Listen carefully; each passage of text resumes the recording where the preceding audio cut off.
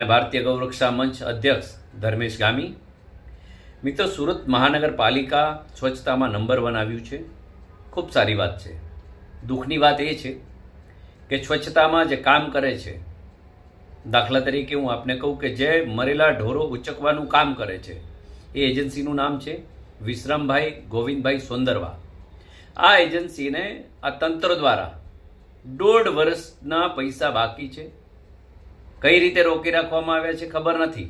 80 લાખ રૂપિયાનું પેમેન્ટ અટકાવી રાખ્યું છે. શું કામ?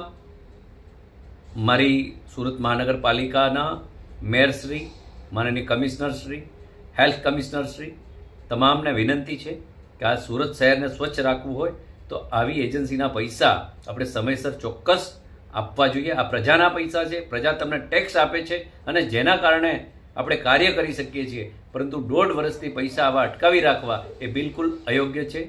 વિનંતી છે કે આ પૈસા રિલીઝ કરે અને સુરત શહેર સ્વચ્છ છે અને સ્વચ્છ રહે